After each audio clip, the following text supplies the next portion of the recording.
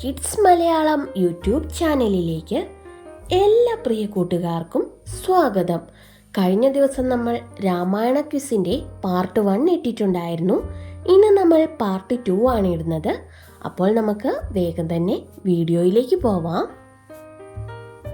ആദികാവ്യം എന്നറിയപ്പെടുന്ന ഇതിഹാസം ഏതാണ്? വാൽമീകി രാമായണം. ആദികവി എന്ന പേരിൽ അറിയപ്പെടുന്ന മഹർഷി ആര്?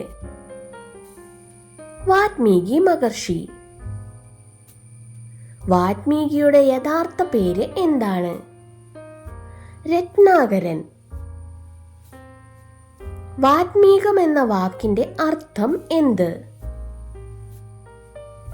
ചിതൽ പുറ്റ്. വാൽമീകി ആദ്യമായി രചിച്ച ശ്ലോകം തുടങ്ങുന്നത് എങ്ങനെയായിരുന്നു? മാനിഷാദ.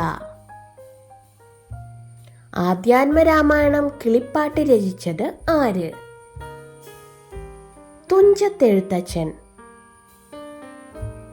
ആധ്യാത്മരാമായണം കിളിപ്പാട്ട് ഏതു പദത്തോടു കൂടിയാണ് തുടങ്ങുന്നത്? ശ്രീരാമ രാമ രാമ. ലോകത്തിലെ എല്ലാവിധ രാമായണ കൃതികൾക്കും അടിസ്ഥാനപരമായ കൃതി ഏത്? വാൽമീകി രാമായണം. കർക്കിടക മാസത്തിൽ സാധാരണയായി കേരളത്തിൽ പാരായണം ചെയ്യപ്പെടുന്ന ഗ്രന്ഥം ഏത്? ആധ്യാത്മരാമായണം കിളിപ്പാട്ട്. ആധ്യാത്മരാമായണം മൂലകൃതി ഏത് ഭാഷയിലാണ് രചിച്ചത്? സംസ്കൃതം. എഴുത്തച്ഛനു മുൻപ് മലയാളത്തിൽ ഉണ്ടായിട്ടുള്ള രാമായണ കൃതികൾ ഏതെല്ലാമാണ്? രാമചരിതം, രാമകഥ പാട്ട്, കണ്ണശ രാമായണം. ആധ്യാത്മരാമായണം പൂജിക്കുന്നത് കൊണ്ട് സിദ്ധിക്കുന്ന ഫലം ഏതു പേരിൽ അറിയപ്പെടുന്നു? അശ്വമേധയജ്ഞ ഫലം. രാമായണം ഹിന്ദിയിൽ രചിച്ചത് ആരാണ്? തുളസീദാസ്. കമ്പരാമായണം ഏതു ഭാഷയിലാണ്? തമിഴ് ഭാഷയിൽ. ശ്രീരാമന്റെ ജന്മനക്ഷത്രം ഏതാണ്? പുണർദം. ശ്രീരാമനും സീതയുമായി അവതരിച്ചത് ആരെല്ലാമാണ്? മഹാവിഷ്ണുവും മഹാലക്ഷ്മിയും. അയോധ്യയുടെ കുലഗുരു ആര്? വസിഷ്ഠൻ. മിഥിലയിലെ രാജാവ് ആരായിരുന്നു? ജനകൻ. ജാനകി എന്നറിയപ്പെടുന്നത് ആര്? സീത. ഭൂമിപുത്രി എന്നറിയപ്പെടുന്നത് ആരാണ്? സീത. സീതാ സ്വയംവരം മത്സര പരീക്ഷ എന്തായിരുന്നു? ശൈവചാപം കുലയ്ക്കുക. ജനക മഹാരാജാവിന് ശൈവചാപം ലഭിച്ചത് എവിടെ നിന്നാണ്? ശിവഭഗവാനിൽ നിന്ന്. അഭയം ചോദിക്കുന്നവൻ അത് നൽകാതിരിക്കുന്നത് ശ്രീരാമന്റെ അഭിപ്രായത്തിൽ എന്തിനു തുല്യമായ പാപമാണ്? ബ്രഹ്മഹത്യ പാപത്തിന് തുല്യം. ദശരഥൻ പുത്രസൗഭാഗ്യത്തിനായി നടത്തിയ യാഗം ഏത്? പുത്രകാമേഷ്ടി യാഗം.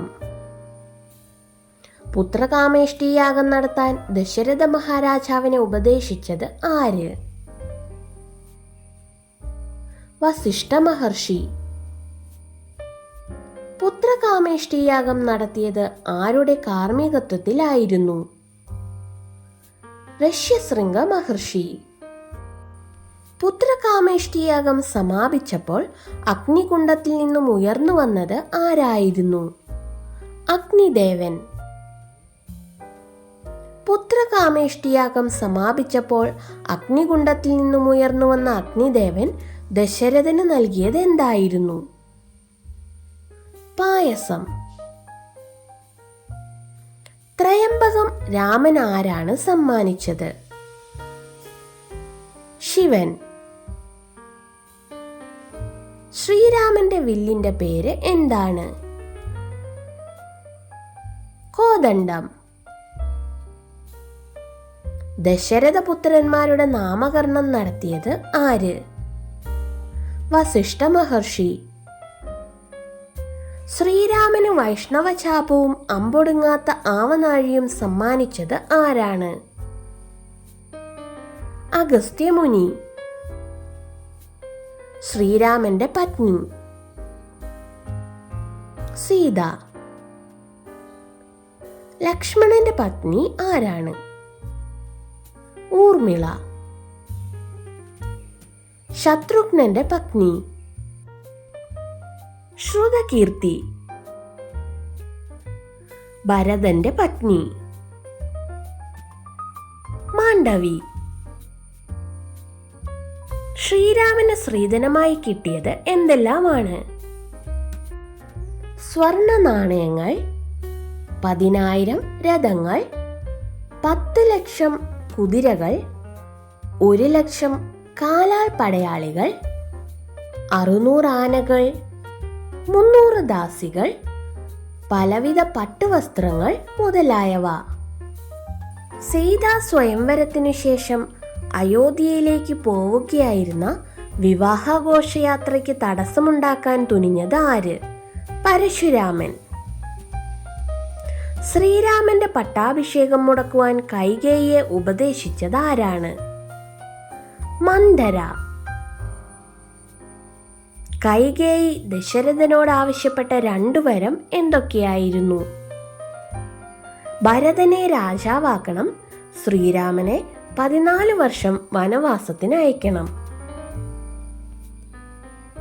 വനവാസത്തിന് പുറപ്പെട്ട രാമലക്ഷ്മണന്മാർക്ക് മരവുരി നൽകിയത് ആരാണ്? കൈകേയി. വനയാത്രയിൽ സീതയ്ക്ക് അംഗരാഗവും ആടയാഭരണങ്ങളും നൽകിയത് ആര്? അനസൂയ. വനവാസത്തിന്റെ അവസരത്തിൽ അനുഷ്ഠിക്കേണ്ട ധർമ്മങ്ങളെക്കുറിച്ച് ലക്ഷ്മണന് ഉപദേശം നൽകിയത് ആരായിരുന്നു? സുമിത്ര. ശ്രീരാമാദികൾക്ക് മഹർഷിമാർ കൊടുത്ത ചൂഡാരത്നം ആരാണ് ധരിച്ചത്? സീത. ശ്രീരാമാദികൾക്ക് മഹർഷിമാർ കൊടുത്ത കവചമാരാണ് ധരിച്ചത്? ലക്ഷ്മണൻ. രാവണൻ സീതാപഹരണത്തിന് എത്തിയത് ആരുടെ വേഷത്തിലാണ്?